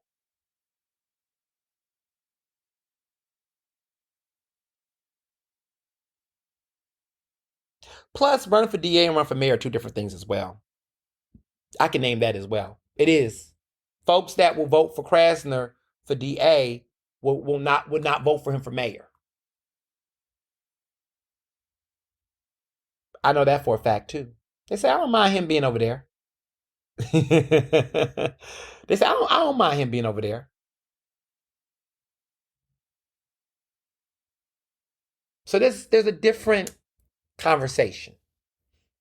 There's a different conversation that needs to be had. So those are my thoughts. Those are my unfiltered thoughts. I think next steps and implications, and I will say, I want to say this too, because I want to talk about communities and things. In every community, I mentioned earlier that there's extremes in every community, and sometimes people don't read the room, and they don't see the moment, and there's things that can happen. And I want to say this to everybody in these situations. Progressives right now, get smart, get strategic, take some time to really recognize that you cannot do this without a diverse coalition. Less infighting, more listening, listen to different voices, recognize perspective, consider nuance, and move accordingly. That's my advice to progressives in different cities. This can happen in Philadelphia if we get our shit together. This can happen in Chicago. It's kind of already has, but it can happen in Atlanta. It can happen in LA. It can happen in Houston. It can happen, but there's got to be coordination. There's got to be an openness to acknowledge and accept a reality, right? That Brad Lander did, that Michael Blake did, right? They recognized, okay, this ain't looking like it's going to be our race to win. We can either sit up and be delusional or we can get on the winning team. And that's what they did. They came together. We got to do that. We got to look at people and we got to sit down and recognize who can really do it and who can't. We got to look at the demographic of the voting pool and be realistic about who shit ain't going to land. That's why Amanda Malcolm Murray didn't win at large. Because Amanda Malcolm Murray is what? A white woman progressive. How is she going to, white women do not do well at large seats at city council. Let's just be real. We haven't seen a white woman at large. Let me, because y'all about to say Rue. Rue is a queer, Jewish, white woman. She checks off different boxes that appeals to different constituencies. A white, cisgender woman or a cishet appearing woman that is young, that no one knows, is not winning. Aaron Sotomayor has tried multiple times. It ain't happening. It's just, I don't know. Can it happen again? Maybe, I don't know. Straight white women just have a hard time winning citywide races. Rebecca Reinhardt was different when she ran for control and won. You'll say Christy Brady, but that's a very safe seat, to be honest now.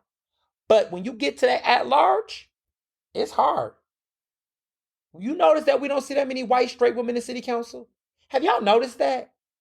Have y'all noticed that white women don't win often in city council races? Have y'all noticed that? They run, but they don't win. Have y'all noticed that? So when I look at the progressive movement, I'm like, why do y'all run these white women? And there's nothing wrong with white women as people. I'm just saying, if you look at the demographic, I'm just saying, how do you pick up? See, I can see why Zohran won in New York City. New York City is so diverse. He has so many different identities that he's a millennial, he's Muslim, he's an immigrant, he's got all these different identities, South Asian. He's got all these different identities that allow him to pull different pockets of voters. In Philadelphia, it's going to really be hard to do that as a cishet white woman or as a cisgender white woman. Like, it's just going to be hard to do that. So we got to be a little bit, we got to think a little bit about, if we are going to do that, how do we do that? Alexandra Hunt ran. She can't win for shit. And maybe it's not just because of her gender and her racial identity, how that plays out to the voting pool, but you just got to read that room. I have noticed in Philadelphia that progressives of color have a great chance of winning. Andrew Carroll, Nick Savall, Nick and Kendra, Jamie Gautier. They winning. Rick Kaczewski, winning. Chris Rabb, winning. More of that, please. We're going to have to diversify the slate of progressive candidates in Philadelphia. And we got to look at it, because Rick Kaczewski comes from a Black Jewish upbringing, University City. He's a state rep he's my state rep currently. It's something he's got some identity. He's got some diversity there. We got to get candidates that reflect. I'm not saying it's not possible for other folks. I'm just saying that you got to read the room and look at the voter block. You cannot run a white cishet progressive candidate in a predominantly Black neighborhood. You just can't do it. And even your own candidates, even your own movement, your base, do not look like that or do not want to vote for that. Some of y'all, if you try to run them in Center City, and they can't even win in Center City. They can't win in Fishtown. At some point, you got to look and read the room. And you got to organize better. But I want to talk about avoiding the extremes in certain communities. And I want to say this because this is a moment of reflection that the Democratic Party and some of the communities I'm in solidarity with got to be honest about. I was very concerned with the way that Zohran's race was. There was a lot of Islamophobia from Cuomo's campaign. His team darkened Zohran's facial expressions, his facial features, made him look darker, played into colorism, tried to liken him to what would be considered a terrorist, right? They play into a lot of racial stereotypes. And as a black man, I've seen them do it to black candidates. I've seen people do it. They'll darken their features to make them look away. They will, take certain words, frame it. I do not think that Zohran is anti-Semitic. I don't personally think that. I don't think he wants to target and harm Jewish people. I don't think he is that. I appreciate people like Brad Lander, who is a Jewish man, who said this is time for the community, the Muslim community, Jewish community, come together. There has been folks in the progressive spaces that have said anti-Semitic things on Twitter and on social media. That's unacceptable. It's time for the extremes in these communities to stop. Okay? There's a Muslim community that are progressive, that supported Zohran, that some of those people, because it's not all of them, and we need to be very clear about this, that there is an extreme base of people that are pro-Palestinian, which is right. There should be justice. There should be the youth, the people that are dying in God. That's unacceptable, right? And they deserve to have a safe place to live and breathe and not have the extreme governmental terror afflicted by someone like Bibi Netanyahu, right? But here's the issue. You cannot assume and conflate that every Jewish candidate running is some puppet that is going to attack Muslim people and support genocide. You can't do that, right? Because that is dredging is anti-Semitism, and you cannot paint a broad stroke in a broad brush, right? That's fucked up. But also, those in the Jewish community, some, not all, that has put a target on Zohran in a way to say that he is all of these things, right? There might have been some positions or statements he said that might make you think, what is that? But ask the questions. And I've seen interviews, and I've seen him being confronted about some of the things he said. And he's clarified his stance. He's clarified what he meant. And I think we need to give people some grace. Because if you target every single person that say something the way you don't like, or it's a confusion, I find there to be double standards that will come back and bite you in the ass. And I want to be clear, because I wrote the book, The Case for Council Culture. So I know what the fuck I'm talking about here. And I think it's very important that in all of these situations of hostility, that we are very mindful that when we go after somebody and we put that target, you better make sure that it's not somebody that could have not unlearned. You better make sure that it was a person that if the intentions were correct. Because if you don't, you will misread that situation and then everybody will call you a baiter. I've seen people call people race baiter. I don't like that word. I think it's problematic. But I've seen people like Sean King that has tried to call everybody who criticized him a racist. Call everybody who disagreed with him this, that, and the third. And it got to a point where it was like, Sean, you fucked up though. That ain't racism. That white person calling you out ain't racist. You ain't shit. That was a point being made. They wasn't talking about your racial identity. They were talking about your corruption. But I've seen people weaponize it. So you do not like Zohran's critiques on Israel, the government of Israel. And so now, because you don't like it, because this man said that he would arrest Bibi Netanyahu if he came to New York City. He accuses him of war crimes. He ain't the only one who said that. But we got to be very careful here that every person that criticizes the Israeli government, if you paint them as a Jew hater and you paint them as being anti-Semitic, you are creating the type of targeting and McCarthyism that you are afraid of you being accused of. Every person that criticized Zohran's campaign is not Islamophobic either. But when you get into that place where you start swinging these words and you do not actually provide the context, it creates a problem. People talk about the globalized, the infantada word he used. Let's be clear. The Jewish Holocaust Memorial Museum, that Holocaust Museum, they used the word infantada. They used it before. That's a fact. And we made that reference, which people felt like was politically incorrect. Fine. No, that we can argue about the fact that that's there. But it was used. And let's also be clear that some of the people that currently sit on that board are Trump supporters that are Jewish. There are people that sit on that board of the Holocaust Museum that are Trump supporters. And so what I have heard as somebody who understands the nuance and complexity, that wants to see people coexist and find peace, to some of the people in the Jewish community that have used this situation to frame this man as being anti-Semitic, and Cuomo doing it. When you supported Cuomo, how do you tell people not to support Zohran, but you will support Cuomo?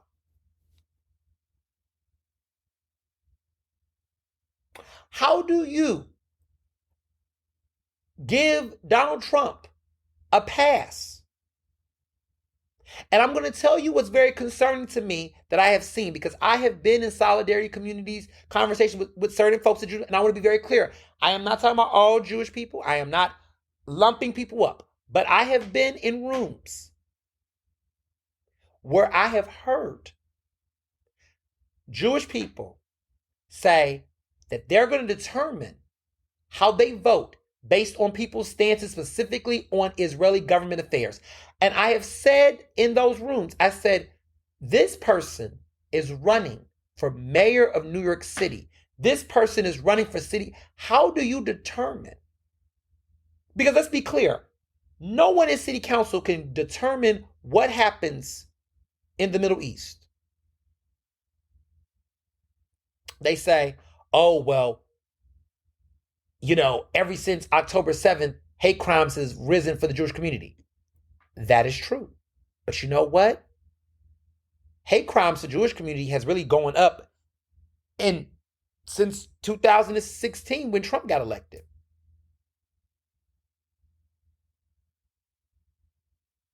I mean, that's a fact. I reported it. Hate crimes went up. Anti-Semitism went up before October 7th, 2003. It's interesting that there are some, not all, that have tried to lump up progressives and Muslims and try to blame them for what's been going on. There is some people in this progressive movement, that are homophobic, are racist, and also anti-Semitic. That is a fact. But they've always been like that before October 7th. They've always been a problem. And when I called out the racism, some of my Jewish progressives ignored me. I'm not ignoring you today, but I want to talk about it because I think this is an important moment for us to all reflect.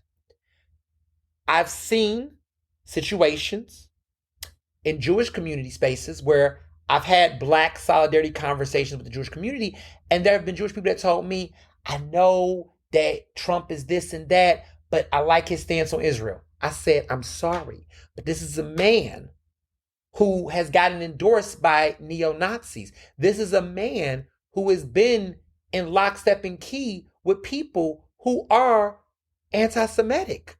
How do you support this man? You're going to support this bigot because of his one stance on this issue? And so I just want to say that I think in American politics, we're in a dangerous territory when you support people on one issue. You cannot be a one issue voter. And I think it's very important not to, like, you mean to tell me that because of Trump's stance on Israel, you're going to bypass the misogyny, the racism, and also his own history of anti-Semitism and discrimination. You're going to bypass that. To me, that's not solidarity. That's not what solidarity looks like. And I also want to be clear, because let's talk about the progressives that did not vote for Kamala Harris because of Palestine. I think that Kamala Harris would have been a better response to the Middle East compared to Trump. Are both of them the same? Are they the best options? We can debate about that. But those were the two that we had on the table that could win. I believe that Kamala Harris would have been the better option to the Middle East. For those progressives, and I've said this before, that chose not to vote for her solely because of Palestine, you will let Trump win, then you are not in solidarity. You're not. Both sides of extremes are not helping us get to where we need to be. That is how we get to these places. There needs to be more listening. There needs to be more thinking before we post. We need to think about it, because here's a double standard that does not sit well with me. It still does not sit well with me. It concerns me. When the Anti-Defamation League, which is an organization that speaks out against anti-Semitism, when Elon Musk made what was very clear to be a Nazi salute, they gave him a level of grace that I thought was wild. But they said, we don't want to label everybody. We want to be mindful. We want to listen. We don't want to jump to assuming. We don't want to fear. And I said, because I wonder if Elon Musk was Muslim, would that have been given the same? I don't know the answer to that. But I'll question it because there is a double standard that I have seen and others have seen. And I want people to address it. Trump has said a lot of things that have been anti-Semitic. How he talks about his support of the Jews when he was critical. And mind you, the Jewish community, by and far, did not vote for Trump. Let's be very clear. But think about how he talked about them. I didn't hear anybody. I did not see the ADL. I did not see the ADL. I did not see people condemn that rhetoric. Why? Because there's becoming a very concerning implication. Is anti-Semitism only defined by how people feel about what is happening right now in the Middle East with Israel? If you do not support Israel dropping all of those bombs in Gaza, does that mean that if you speak against that, does that make you anti-Semitic? See, Tucker Carlson asked those questions. And because Zohran is critical, does that automatically make him an anti-Semite? I don't think so. Because in my teachings, in my mentorship, the paranoia, the panicking, the fear-mongering, the weaponizing of identity to push certain views on extremes, when I was mentored in the David Project, when I was mentored in my college years around solidarity and coexisting, I was always taught, do not let religiosity put you in a position to defend beliefs based on religion. When you hear Ted Cruz say, I support Israel because I'm Christian, that does not actually help the cause for the Jewish community. But there are some Jewish people that will accept evangelical bigots that support Israel for their own religious beliefs because they think that will give them protection and peace. It is not. It's created division that has led to more fear. And so it brings to a point that what we're seeing right now is a rise because people are not taking the time to understand what they're mad at and why. progressives, every Jewish-owned business is not supporting a genocide. Stop that. Stop conflating Jewish people to Israel politics and government. That is anti-Semitic. But respectfully, do not conflate Muslim people that are asking for peace in Gaza as being aligned with a terrorist organization and supporting Hamas. That is disgusting. And maybe some people might have friends that might be affiliated with certain organizations that may have a history of certain problems. But you know what? So do people on the other side. I know Jewish people who are completely supporting Trump that are Republicans, and I could easily write them off and call them bigots and call them white supremacists and just completely check them out. But Jewish people tell me we're not a monolith. And I agree with that. So what do? We listen and we give grace. All I will say is this. In my heart, I do not believe Zohran is anti-Semitic. I don't believe that he is going to attack Jewish people. I don't think that is who he is. Give that man some grace. I'm not saying don't, be on guard, because shit, I am with anybody in politics.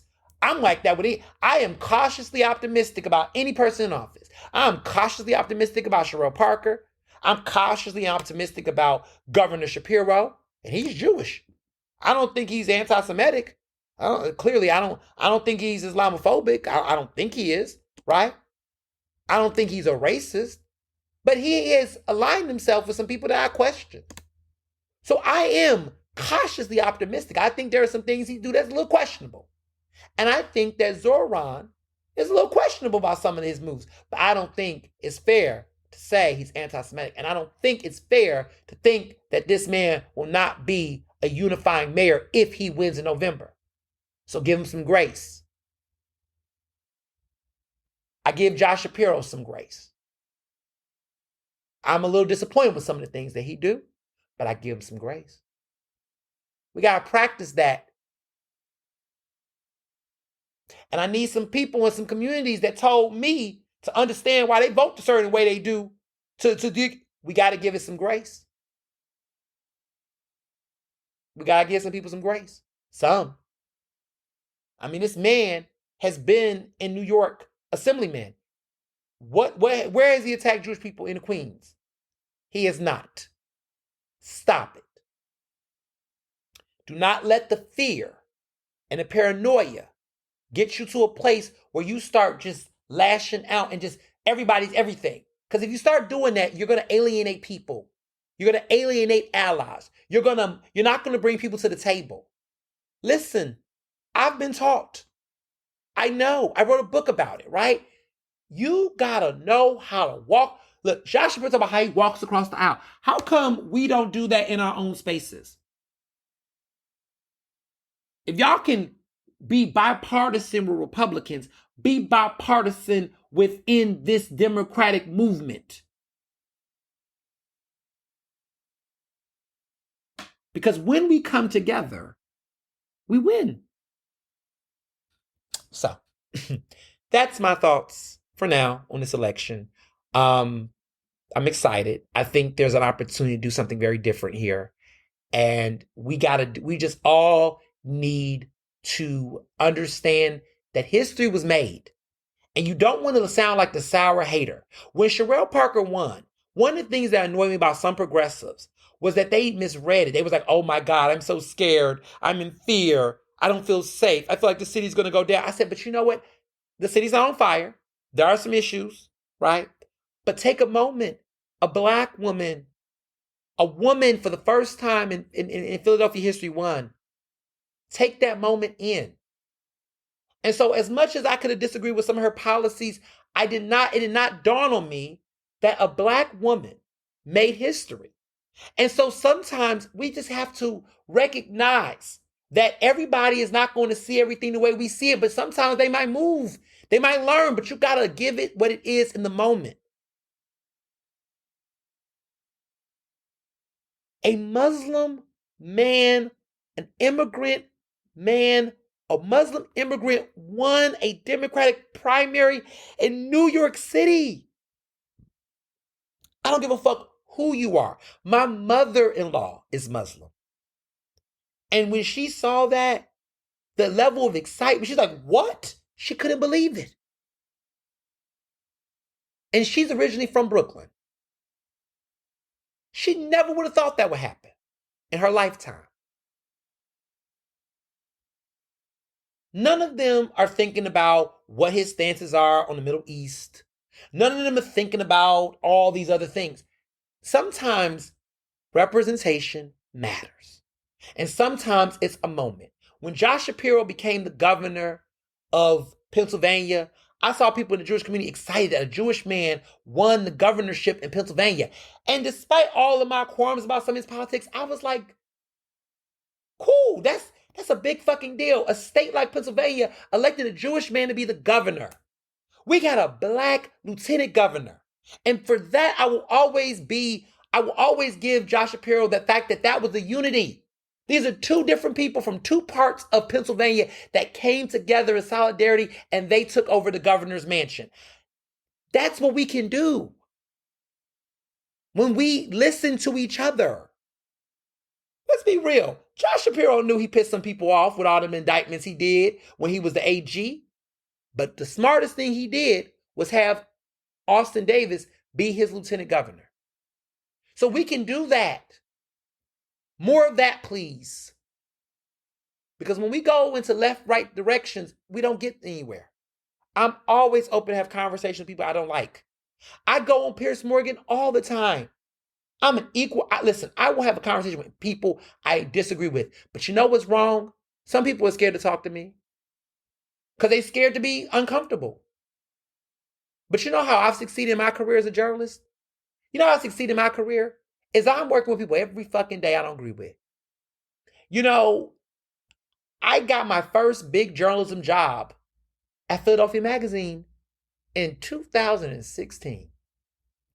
At a time where Tom McGrath they called for his resignation as the editor because he was the editor during the time when there was being white in Philly. That publication had a history of racism. People said, why would you work there? And I said, because there's an opportunity here. And I believe I can make a difference. And if I can't, I can't. But I'm willing to sit down because I had the job interview. And I had conversations. And some of those conversations were uncomfortable. But guess what? Some major changes happened. I was a part of helping to transform that publication. That publication has not been the same. It will never be the same. If I would have never worked there, the types of stories, the types of coverage, I made an impact. We cannot do that if we do not work with each other. And it makes me upset when I see this progressive space because it's like, what are we fucking doing? New York gave me some hope. What happened in New York gave me some hope. So if there's anything you've learned from this podcast episode, this special edition, is we gotta return back to bridging the gaps. We gotta return back to having uncomfortable conversations. We got to be willing to hear some things from different people that makes us uncomfortable. And here's the thing, I listen to the shit every day. I'm not in an echo chamber. Oh, trust me. You be surprised. Woo, you be surprised. Oh my God. You say, how do I stay pretty? I stay pretty because I go to sleep, I drink water, and I tell the fucking truth.